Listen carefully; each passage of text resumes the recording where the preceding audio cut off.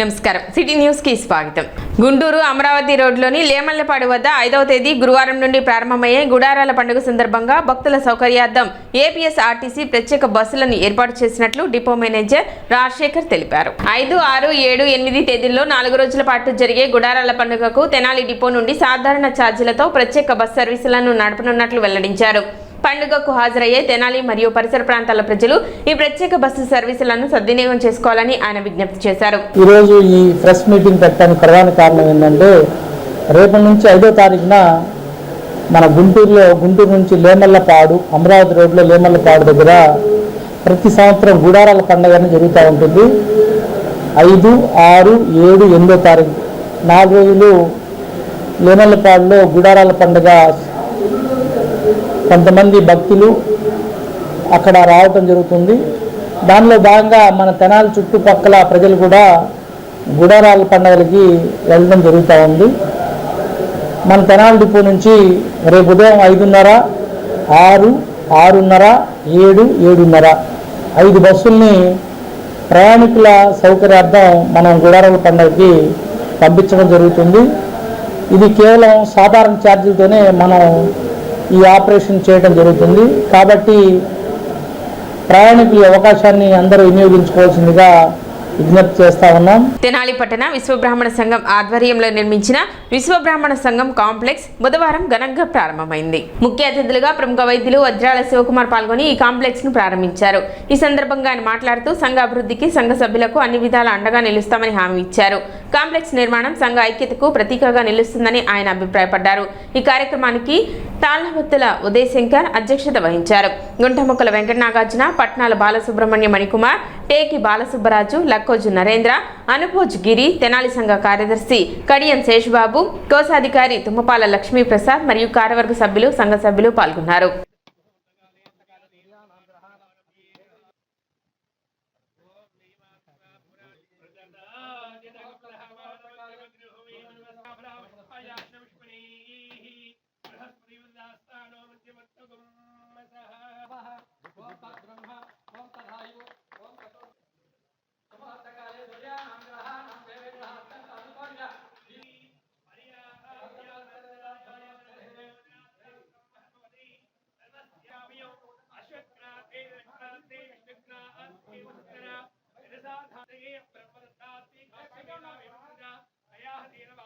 పని అయిపోయింది. ఇక్కడ షాపింగ్ అలానే ఆయన జనాల్ని మంచి చేయగలుగు పొలిటికల్ వేషాలు లేకుండా.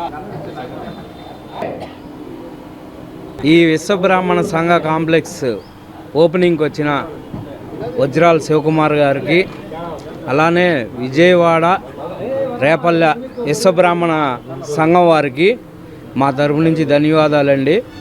అలానే మాకు ఎటువంటి సహకారం కావాలన్నా చేస్తాము అని విజయవాడ సంఘం వారు చెప్పడం కూడా చాలా ఆనందకరంగా ఉందండి. ఇలానే విశ్వబ్రాహ్మణ జాతి మొత్తం ఐక్యతతో ముందుకు సాగాలని మనస్ఫూర్తిగా కోరుకుంటున్నాను అండి. తెనాలి విశ్వబ్రాహ్మణ సంఘం వారు, విజయవాడ విశ్వబ్రాహ్మణ సంఘం వారు, తర్వాత రేపల్లె విశ్వబ్రాహ్మణ సంఘం వారికి నా నమస్కారాలండి.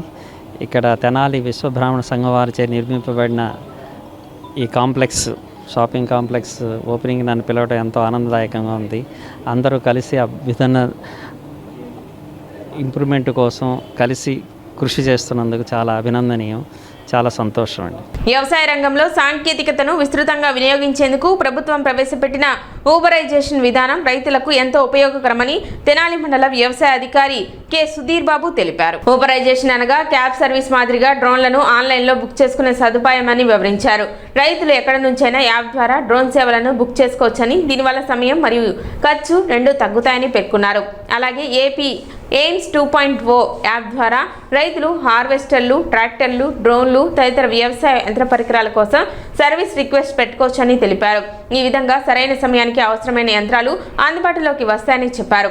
అదనంగా పంట నమోదు ప్రక్రియను కూడా రైతులే స్వయంగా యాప్ ద్వారా పూర్తి చేసుకునే అవకాశం కల్పించబడిందని వెల్లడించారు. ఊబరైజేషన్ ప్రోగ్రాం మరియు పంట నమోదు సేవలను పొందేందుకు ప్రతి రైతు తప్పనిసరిగా ఏపీ ఎయిమ్స్ 2.0 యాప్ను ఇన్స్టాల్ చేసుకోవాలని సూచించారు. ఈ క్రాప్ బుకింగ్ సంబంధించి క్రాప్ బుకింగ్ నిన్నటితో క్లోజ్ చేయడం అయిపోయింది.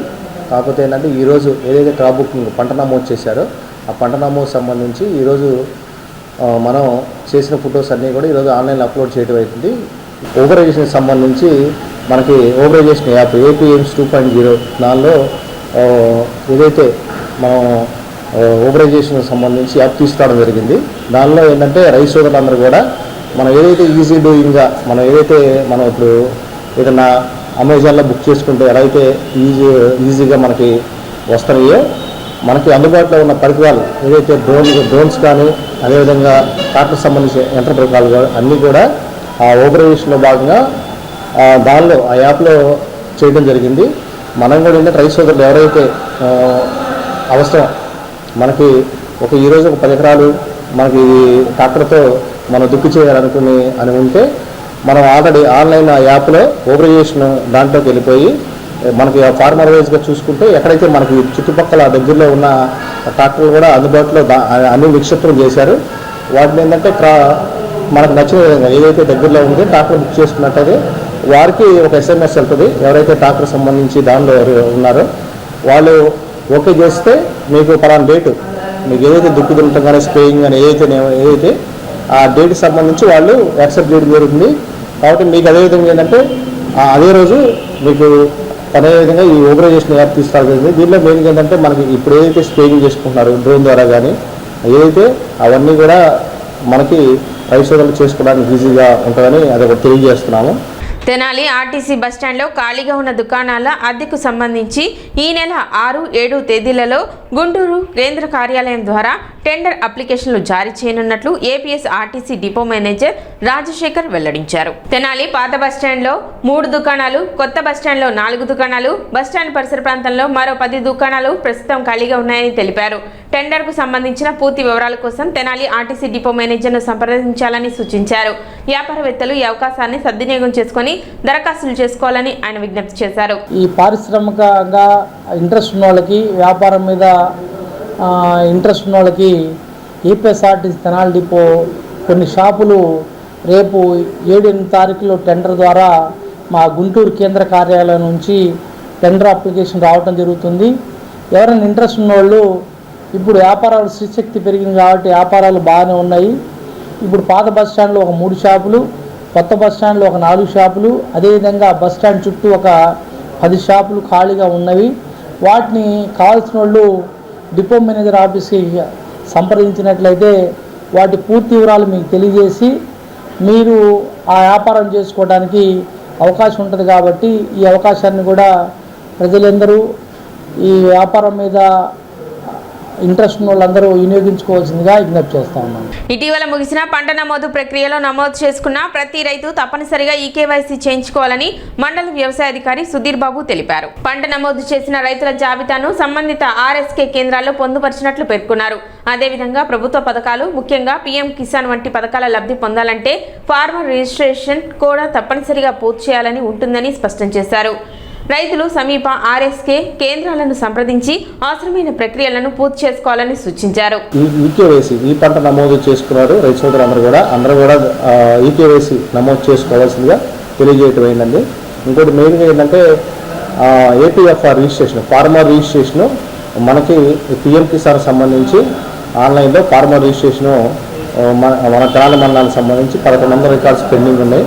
వాటిలో ఏంటంటే మెయిన్గా death records, no land records పోను, మిగతాకి సంబంధించి అందుబాటులో కొంతమంది లేరు రైతు సోదరులందరూ.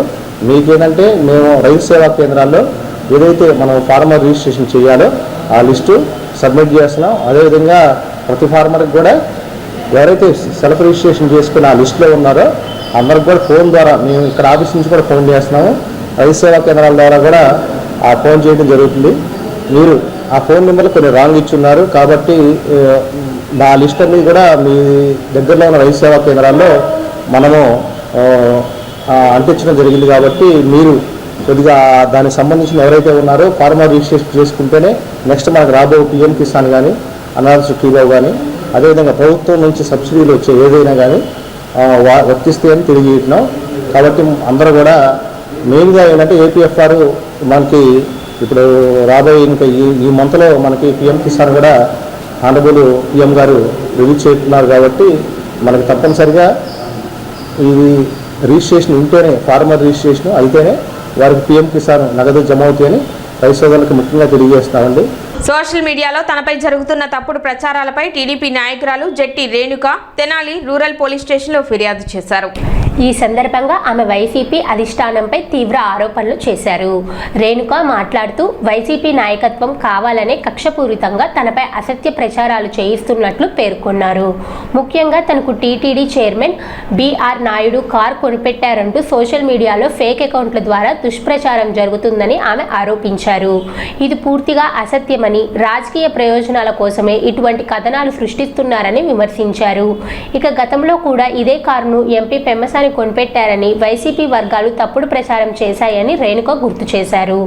ఆధారాలు లేని ఆరోపణలతో వ్యక్తిత్వాన్ని దెబ్బతీయాలని చూస్తున్నారని ఆమె ఆగ్రహం వ్యక్తం చేశారు. ఇలాంటి అసత్య ప్రచారాలపై చట్టపరమైన చర్యలు తీసుకోవాలని పోలీసులను కోరినట్లు తెలిపారు. ప్రజలు సోషల్ మీడియాలో వచ్చే ప్రతి సమాచారాన్ని నమ్మకూడదని, నిజ నిజాలు తెలుసుకొని స్పందించాలని ఆమె విజ్ఞప్తి చేశారు. ఇప్పటికైనా వైసీపీ ఇటువంటి తప్పుడు చర్యలు మానకపోతే 2029 నాటికి ఆ పార్టీ రాజకీయంగా సమాధి అవ్వడం ఖాయమని జెట్టి రేణుక హెచ్చరించారు. నేను సోషల్ మీడియా పరంగా నేను టీడీపీ మీద వస్తున్న వైసీపీ చేస్తున్న ప్రతి దాడిని అడ్డుకోవటం నా బాధ్యతగా నేను చేయడం జరిగింది. వాళ్ళు చేస్తున్న అన్యాయ ప్రచారాలని, అబద్ధపు ప్రచారాలని తిప్పికొడుతూనే ఉంటాను నేను ఇప్పుడు. అలాగే 60 లీటర్ల నేతిని ఏదైతే సప్లై చేసాం తిరుమలకి అని చెప్పి చెప్పుకుంటున్నారో 20 కోట్ల లడ్డుల్ని, కల్తీ లడ్డుల్ని అంటే కెమికల్ లడ్డుల్ని తయారు చేయించి భక్తుల మనోభావాలతో ఆట ఆడుకుంటూ కరుణాకర్ రెడ్డి వీళ్ళంతా చేస్తున్నారో దాన్ని నేను ఖండించడం జరిగిందండి. సోషల్ మీడియా పరంగా వైసీపీ సోషల్ మీడియా వాళ్ళు ఫేక్ అకౌంట్లు, వాళ్ళు ఎప్పుడూ ఫేక్ గాళ్ళే కాబట్టి ఫేక్ అకౌంట్లు వేసుకుని వస్తారు. ఫేక్ అకౌంట్లు వేసుకొచ్చి ఇష్టం వచ్చినట్టు నన్ను అబ్యూస్ చేయడం జరిగింది. నేను దాన్ని కౌంటర్ చేయడం జరిగింది. ఆ పరిణామాల్లో నన్ను, నా కొడుకుని, నీ కొడుకుకి ఏదో అవుతుంది అంట శాపనార్థాలు పెట్టడం జరిగింది. నేను నా కొడుకుని అన్నప్పుడు నేను డెఫినెట్గా ఏమో పాపం చేసిన జగన్మోహన్ రెడ్డి కూతుళ్ళకి అవుతుంది కదా అని చెప్పి నేను చెప్పడం జరిగింది. ఎందుకంటే వీళ్ళందరూ ఒక ఫేక్ అకౌంట్లతో వస్తున్నారు. భారతీరెడ్డి గారు పిల్లలు ఎవరో మాత్రమే మనుషులు కాదు కదండి, అందరూ మనుషులమేగా. అందరికీ ప్రాణం ఉంటుంది, అందరూ మానవత్వం కలిగిన వాళ్ళమే, అందరూ జవసత్వాలు అందరూ సరిగ్గా ఉన్న వాళ్ళమే కాబట్టి, పరువు ప్రతిష్టలతో ఉన్న వాళ్ళమే కాబట్టి డెఫినెట్గా పోక్ చేస్తాం. అంతేగాని మీరు అన్నండ్రా బాబు మేము పడతామనే రీతిలో ఎవరూ లేవు. వాళ్ళంటే నేను ఖచ్చితంగా జగన్మోహన్ రెడ్డి పిల్లల్ని, జగన్మోహన్ రెడ్డి భార్యని అంటాను. అతనికి జగన్మోహన్ రెడ్డికి భార్య అన్నా పిల్లలన్నా మరి ప్రేమ ఉందో లేదో నాకు తెలియదు, కానీ ఆడవాళ్ళ మీద మాత్రం ప్రేమ అభిమానాలు ఉండవు, ఓన్లీ శత్రుత్వమే ఉంటుందని మాత్రం నేను నిక్కచ్చిగా చెప్పగలను. ఎందుకంటే తన పదవీకాంక్షతోటి తన అధికారంలోకి రావడానికి తన చెల్లెలైన షర్మల్ని పాదయాత్రలు చేయించి ఏ రకంగా ఉపయోగపెట్టుకున్నాడో ఆంధ్ర రాష్ట్ర ప్రజలందరికీ తెలుసు. తల్లిని చెల్లిని తన అవసరం తీరిపోయిన తర్వాత పరాయి రాష్ట్రమైన తెలంగాణకి ఏ రకంగా పారిపోయేలాగా చేశాడో మనందరికీ తెలుసు. ఇక్కడ ఏమీ భారతీరెడ్డి కూడా ఎగ్జంప్షన్ కాదండి. భారతీరెడ్డిని అయినా కూడా ఏదో ఒకటి చేసేవాడే. కాకపోతే భారతీరెడ్డి బాబాయ్ గొడ్డలు తీసుకొచ్చి జగన్మోహన్ రెడ్డి మీద పెట్టుద్దన్న భయంతో భారతీరెడ్డి జోలికి పోవట్లేదు. బీఆర్ నాయుడు గారిని ఎదుర్కోలేక లడ్డు తయారీ మీద చర్చ జరుపుదామని అసెంబ్లీలో రమ్మంటే రాకుండా బయటకి పారిపోయి దొడ్డిదారిని వచ్చి అందరూ వెళ్ళిపోయినాక ఖాళీ బెంచీల మీద ముందు కూర్చుని ధర్నాలు చేసి మేము చేస్తాం ఏది బెంచీలతో చేస్తారా?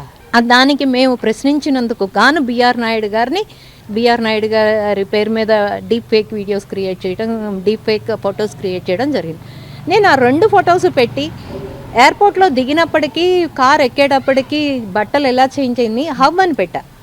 చేతైతే అది హౌ ఎలానో పాసిబిలిటీ చెప్తే ఏమన్నా అవైలబిలిటీస్ ఉంటే మేము కూడా మార్చుకోవడానికి ఉంటే ఫ్యూచర్లో మేము కూడా పాటిద్దామనే ఉద్దేశంతో అడిగాను అనుకోవచ్చు కదా. అలా కాకుండా నా బూతులు వేసుకుని పిచ్చిగా తిట్టుకుంటా వచ్చి నా కారు ఫోటో అండి. బేసిక్గా నేను ఇదే కార్ అండి. ఈ కార్ని నేను జూన్లో కొన్నాను. ఈ కార్ని ఫోటో నేను షోరూంలో నేను కార్తో నుంచుని ఫోటో దిగిన దాన్ని కమింగ్ సూన్ అని పెట్టిన దాన్ని తీసుకొచ్చి, అంటే రేపొద్దున అన్ని ప్రచారంలోకి తీసుకొస్తామనగా ఒక బాపట్ల చేత తొందరలో అంట పెట్టారండి. అంటే రేపొద్దున ఏదో జరగబోతోంది అని ఒక ఇంటిమేషన్ ఇచ్చారు ఆల్రెడీ. ఆ ఇంటిమేషన్ ప్రకారంగా నాకెవరో పంపిస్తే అక్కడ ఇట్లా పెట్టారని నేను ఎంక్వైరీ చేస్తే బాపట్ల కుర్రాడని తెలిసింది. వాడిని ఎంక్వైరీ చేస్తే పలానా ఉంటాడు, పలానా చోట ఉంటాడు అన్నారు. అది వాడికి తెలిసి వాడు వెంటనే ఆ ఫోటోని డిలీట్ చేయడం జరిగింది. సరే ఇది ఒకటే కావాలా అనుకున్నాను. తీరా చూస్తే పొద్దున్నే లేస్తే అసలు కుప్పలుగా లింకులు వచ్చి పడుతూ ఉన్నాయి. తీరా చూస్తే నేను ఆ కార్ నాకు బిఆర్ నాయుడు గారు కొనిపెట్టారంట. నాకు అది సరిపోక 5 కోట్లు డిమాండ్ చేశానంట. దానికోసం రహస్య వీడియోలు రిలీజ్ చేశానంట. మీ బతుకు జడ అంటానికి కూడా ఆ ఉమ్ము కూడా సిగ్గుపడుద్దన్న ఉద్దేశంతో నేను ఆలోచిస్తున్నాను. నేను జూన్లో కొన్నప్పుడు ఇదే కార్ని పెమ్మసాని గారు కొనిపెట్టారు నీకు అని చెప్పి నన్ను ఇదే వైసీపీ మీడియా, ఇదే వైసీపీ జనం నన్ను ట్రోల్ చేయడం జరిగింది. నన్ను ఆ రోజున వాళ్ళు ఇష్టం వచ్చినట్టు ఫేక్ ట్వీట్లు వేస్తున్నావు, అందుకే నీకు పెమ్మసాని కొనిపెట్టాడు అంటే తప్పుడు ట్వీట్లు వేసి ఆ రోజు ట్రోల్ చేయడం జరిగింది. మరి ఇది నిజమా? పెమ్మసాని గారు కొనిపెట్టింది నిజమా? బిఆర్ నాయుడు గారు కొనిపెట్టింది నిజమా? లేకపోతే నా నెంబర్ పెట్టుకుని ఆర్టీఓ దాంట్లో మీరు చెక్ చేసుకుంటే నెల 32,000 ఈఎంఐ కడుతున్నా అది నిజమా? ఏది నిజం? నిజాన్ని ఒప్పుకుంటారా? చెప్పినంత మాత్రాన మా ఒంటికి బురదంటదు. మీరు మమ్మల్ని ట్రోల్ చేసినంత మాత్రాన మా కుటుంబ పరువులు పోతాయని మీరు భ్రమపడద్దు. మీరు ఇంత హింస పెట్టినంత మాత్రాన మేము మా పనులు మానేసి మా నాయకుడికి మా పార్టీకి చేసుకోవడం మానేస్తామని అనుకోవద్దు. ఇవన్నీ చేసినంత మాత్రాన మీరు చేసిన అరాచకాలన్నీ బయటకు రాకుండా ముగిస్తామని మాత్రం మీరు అనుకోమక్కండి. ఇప్పుడు మీరు చేసిన దానికి అనుభవిస్తారు, అంతకుముందు చేసిన దానికి అనుభవిస్తారు. నేను పోలీస్ స్టేషన్లో అందరికీ కేసు ఇవ్వడం జరిగింది. నేను సైబర్ క్రైమ్లో ఇవ్వడం జరిగింది. నేను వంగలమూడి అనిత గారిని కలవడం జరిగింది, పెమ్మసాని చంద్రశేఖర్ గారిని కలవడం జరిగింది, లోకేష్ గారి నోటీస్లో పెట్టడం జరిగింది. ఇది వైఎస్ఆర్సీపీ అధికార పార్టీ ఆఫీసు నుంచి దీనికి ఒక టాస్క్ లాగా వీళ్ళందరికీ ఇచ్చి దాన్ని ఒక టాస్క్ లాగా ఒక యుద్ధంగా అందరూ ఫీడ్ చేయడం జరిగింది, అందరూ పోస్ట్ చేయడం జరిగింది. డెఫినెట్గా ఈ జగన్మోహన్ రెడ్డి బాధ్యత వహించాలి. డెఫినెట్గా జగన్మోహన్ రెడ్డికి ఇంకొక పరుగు నష్ట దావా వెళ్తుంది. షూర్, కాచుకోండి. దీన్ని మాత్రం క్షమించే ప్రసక్తి అయితే లేదు. 2029గా అధికారంలోకి రావడం ఏమో కానీ ఈ లోపలే సమాధైపోతారు. సిఐ నాయబ్ రసూల్ మాట్లాడుతూ సోషల్ మీడియాలో ఒక అసత్య ప్రచారాలు చేసే వారిపై చట్టపరమైన చర్యలు తీసుకుంటామని, అదేవిధంగా టీడీపీ నాయకురాలు జెట్టి రేణుక ఇచ్చిన ఫిర్యాదుపై దర్యాప్తు చేసి దోషులను పట్టుకుంటామని తెలిపారు. నిన్న మధ్యాహ్నం 3 గంటల సమయంలో తెనాలి అంగళకూదురు చెందిన తెలుగుదేశం కార్యకర్త ఐటీడీపీ కార్యకర్త అయిన జెట్టి రేణుక గారు ఇచ్చిన ఫిర్యాదు మేరకు తెనాలి రూరల్ పోలీస్ స్టేషన్లో క్రైమ్ రిజిస్టర్ చేయడం జరిగింది. జెట్టి రేణుక గారి యొక్క ఫేస్బుక్ అకౌంట్లో ఉన్న ఒక కారుతో దిగిన ఫోటోని కొందరు వైఎస్ఆర్సీపీ సోషల్ మీడియా కార్యకర్తలు దాన్ని ఫేక్ చేసి ఆమె యొక్క అకౌంట్ నెంబర్గా తొలగించి ఆ కారుని ఎడిట్ చేసి ఆ కారుతున్న ఫోటోని వాటిని ఒక వ్యక్తితో వేరే విధంగా ఉన్నట్లు అసభ్యకరమైన పోస్టులు పెడుతూ ఆమె ప్రతిష్టలను కించపరుస్తూ అసభ్యకరంగా కొన్ని పోస్టులను పోస్ట్ చేయడం కానీ వైఎస్ఆర్సీపీ సోషల్ మీడియా పోస్టులు చేయడం జరిగింది. అట్టి వ్యక్తుల మీద మేము కేసు రిజిస్టర్ చేయడం జరిగింది. వాటిని కూడా కొందరు ఐడెంటిఫై చేశాము. ఎవరైనా కొంత వ్యక్తులు ఈ విధంగా ఆమె యొక్క పోస్ట్ని కానీ మిస్యూజ్ చేస్తూ ఎవరైనా కించపరిచే విధంగా పోస్ట్ చేసిన ప్రతి ఒక్కరి మీద కూడా కేసుతో పాటు రిమాండ్ చేయడం కూడా జరుగుతుంది. చట్టపరంగా చర్యలకు ఎదుర్కోవడానికి సిద్ధంగా ఉండాలి. అందుకని మీ అందరికీ మనవి, నిజ నిరూపాలు తెలుసుకోకుండా ఎవరో పెట్టిన దాన్ని షేర్ చేయడం కానీ లైక్ చేయడం కానీ పోస్ట్ చేయడం కానీ అనేది చట్టపరంగా ఐటీ యాక్ట్ పరంగా నేరం కనుక ఎవరూ కూడా అనవసరంగా అటు విషయాలు వాటిని పోస్ట్ చేయొద్దని మా మనవి. ఇప్పుడు చేసిన వాళ్ళ మీద కూడా కేసు రిజిస్టర్ చేసాం. వీలైన తొందరలో వాళ్ళు ఐడెంటిఫై చేసాము. వాళ్ళ గారు తీసుకొచ్చి చట్టపరమైన చర్యలు తీసుకుంటాం వాళ్ళ మీద. నేరాలు, రోడ్డు ప్రమాదాల నియంత్రణలో భాగంగా జిల్లా ఎస్పీ ఆదేశాల మేరకు తెనాలి 3 టౌన్ పోలీస్ పరిధిలో విస్తృతంగా సీసీ కెమెరాలు ఏర్పాటు కొనసాగుతుంది. ఇప్పటి వరకు 3 టౌన్ పరిధిలో 65 సీసీ కెమెరాలు ఏర్పాటు చేసినట్లు పోలీసులు తెలిపారు. సీఎం కాలనీలో 5 కెమెరాలు, 2 గేట్ల మధ్య 4 కెమెరాలు, అలాగే సమస్యాత్మక ప్రాంతాలలో మరిన్ని సీసీ కెమెరాలను అమర్చినట్లు వివరించారు. అదనంగా దాతల సహకారంతో తెనాలి 4 వరుసల రహదారిపై 30 కెమెరాలను ఏర్పాటు చేయనున్నట్లు తెలిపారు. ఈ సందర్భంగా డీఎస్పీ జనార్దన్ రావు మాట్లాడుతూ తెనాలి మొత్తం మీద ఇప్పటికే సుమారు 200 సీసీ కెమెరాలు ఏర్పాటు చేసినట్లు వెల్లడించారు.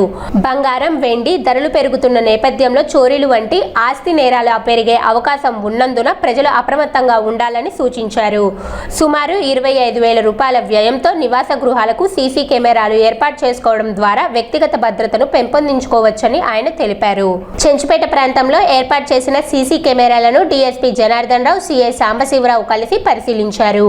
ప్రజల సహకారం సాంకేతిక పర్యవేక్షణను మరింత బలోపేతం చేసి నేరాల నియంత్రణకు కట్టుదిట్టమైన చర్యలు తీసుకుంటామని వారు స్పష్టం చేశారు. తెనాలి పట్టణంలో ఉన్న పోలీస్ స్టేషన్లో మనం 6 నెలల క్రితం ప్రతి పోలీస్ స్టేషన్లో 200 కెమెరాలు టార్గెట్గా స్పాన్సర్స్ని, దాతలను చూసి ఏర్పాటు చేయడం జరిగింది. ఇప్పుడు మేము కాన్సన్ట్రేషన్ అంతా మెయిన్ రోడ్డు ఇంపార్టెంట్ పాయింట్లను 3 టౌన్ సిఐ గారు గుర్తించి ఇప్పటికి 65 కెమెరాలు ఇన్స్టాల్ చేశారు. ఇంకా దాతల సహకారంతో స్పాన్సర్స్ ముందుకు వచ్చితే ఈ కెమెరాలు మేము ఇంకా పబ్లిక్ ప్లేసెస్లో ఏర్పాటు చేయడానికి తోడ్పడతారు. ముఖ్యంగా తెనాలి పట్టణ ప్రజలకి విజ్ఞప్తి చేసేది ఏంటంటే గోల్డ్ రేటు బాగా పెరిగింది, వెండి రేటు బాగా పెరిగింది, నేరాలు బాగా పెరుగుతున్నాయి. మీరు 2 గ్రాముల గోల్డ్ ఖరీదుకి ఇప్పుడు ఒక 4 కెమెరాలు వస్తాయి, మీకు రక్షణ ఇస్తాయి. అందరూ ఇది గమనించాలి. అంతేగాని కెమెరాలతో మనకు పని ఏంటని ఎవరూ అపోహపడవద్దు. దాంతో మీరు ఎక్కడున్నా, మీ బంధువులు కానీ మీ కుటుంబ సభ్యులు ఎక్కడున్నా కూడా వైఫై ద్వారా మీతో మీరు ఎక్కడున్నారు, ఏం చేస్తున్నారు అనేది పర్యవేక్షణ చేసుకోవడానికి ఉపయోగం ఉంటుంది. కాబట్టి అందరూ కూడా 25,000 రూపాయలు మీరు ఖర్చు పెట్టుకుంటే మీ ఇంటికి 4 కెమెరాలతో ప్రొటెక్షన్ వస్తుంది. ఏది జరిగినా మీకు తెలుస్తుంది. ముఖ్యంగా సీనియర్ సిటిజన్స్, లోన్లీగా ఉంటున్న హౌసులు టార్గెట్ చేయబడుతున్నాయి. కాబట్టి తెనాలిలో వాళ్ళ కుటుంబ సభ్యులు మేల్కొని మాకు సంప్రదిస్తే టెక్నీషియన్ మేమే పంపిస్తాం. నైట్ విజన్తో పాటు కెమెరాలు పెట్టచ్చు. షాప్ ఓనర్సు, అపార్ట్మెంట్ అందరూ, స్కూల్స్, ఆల్ ప్లేసెస్లో సీసీ కెమెరా పర్యవేక్షణ తెనాలి ఉందంటే మనం నేరరహిత తెనాలిగా దీన్ని చేసుకోగలము. మనం ఇప్పటికే ఈ కెమెరాల సాయంతో ఏ నేరం జరిగినా కూడా 24 గంటలు లేదా 48 గంటల్లో మనం డిటెక్ట్ చేయగలుగుతున్నాం. అందువలన దీని ప్రాముఖ్యాన్ని అందరూ గుర్తించి అందరూ కూడా కుటుంబ సభ్యులు తోడ్పాటుతో మీరందరూ కూడా మీ ఇళ్లలో సీసీ కెమెరాలు ఏర్పాటు చేసుకోవాలని మనవి చేస్తున్నాం. తెనాలి పట్టణంలో దొంగతనాలు, అదేవిధంగా బాడీలీ అఫెన్సెస్ నివారించాలన్నటువంటి ఉద్దేశంతో మా గుంటూరు జిల్లా గౌరవ ఎస్పీ గారు శ్రీ ఒక్కుల్ జిందాల్ సార్ ఇచ్చినటువంటి ఇన్స్ట్రక్షన్స్ మేరకు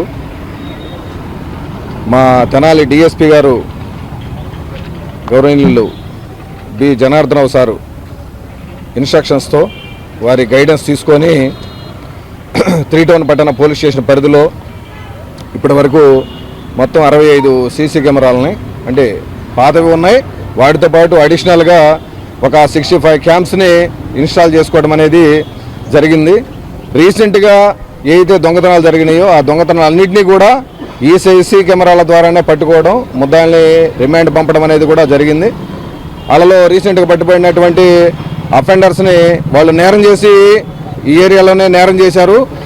నేరం చేసి ఇంటికాడ రెస్ట్ తీసుకోవడానికి వెళ్ళే లోపే గుంటూరు వెళ్ళి వాళ్ళు క్యాచ్ చేయడం అనేది కూడా జరిగింది. సో సీసీ కెమెరాల ప్రాముఖ్యత అంత గొప్పగా ఉంటుంది. కాబట్టి గత 2 నెలలుగా తెనాలి పట్టణంలో ఉన్నటువంటి ప్రజలందరికీ కూడా ప్రెస్ మీట్ ద్వారా కానీ వేరే రకంగా కానీ గైడెన్స్ ఇస్తూ ఉన్నాం. వీలుంటే అపార్ట్మెంట్ల మొత్తానికి సీసీ కెమెరాలు పెట్టుకోవడం, అదేవిధంగా ఇండిపెండెంట్ హౌసెస్ కూడా సీసీ కెమెరాలు పెట్టుకోవడం. ఒక 20,000 రూపీస్ పెట్టుకుంటే చక్కగా ఒక 4 కెమెరాలు ఇన్స్టాల్ అవుతూ ఉన్నాయి. మీ ఇల్లు కానీ షాపు కానీ ఫుల్ సెక్యూరిటీ జోన్లో ఉండేటువంటి అవకాశం ఉంది. తెనాలి పట్టణంలో ఇప్పటి వరకు సీఎం కాలనీలో ల్యాండ్ ఆర్డర్ ఇష్యూస్ ఎక్కువగా వస్తాయి. ప్రతి కంప్లైంట్ కూడా సీఎం కాలనీ నుంచి వస్తుంది. కాబట్టి అక్కడ ఒక 5 కెమెరాలని అక్కడ ఇన్స్టాల్ చేయడం అనేది జరిగింది. అదేవిధంగా 2 గేట్ల మధ్య, మారిస్పేటలో 2 గేట్ల మధ్య కూడా ఎక్కువ ల్యాండ్ ఆర్డర్ ఇష్యూస్ వస్తాయి. అక్కడ బార్ అండ్ రెస్టారెంట్ ఉంది కాబట్టి అక్కడ గొడవలు జరుగుతుంటాయి. కాబట్టి అక్కడ కూడా అవుట్ పోస్ట్ దగ్గర ఒక 4 కెమెరాలు ఇన్స్టాల్ చేయడం అనేది జరిగింది. అదేవిధంగా మనీ హోటల్ దగ్గర కూడా గొడవలు ఎక్కువ జరుగుతుంటాయి. కాబట్టి అక్కడ కూడా 4 కెమెరాలు ఏర్పాటు చేయడం అనేది జరిగింది. అదేవిధంగా డైమండ్ టీ స్టాల్ సెంటర్ మనందరికీ తెలుసు, గొడవలకి ఎంత ప్రాముఖ్యత ఉంటుంది అక్కడ, ఆడ కూడా 4 కెమెరాలు పెట్టడం అనేది జరిగింది.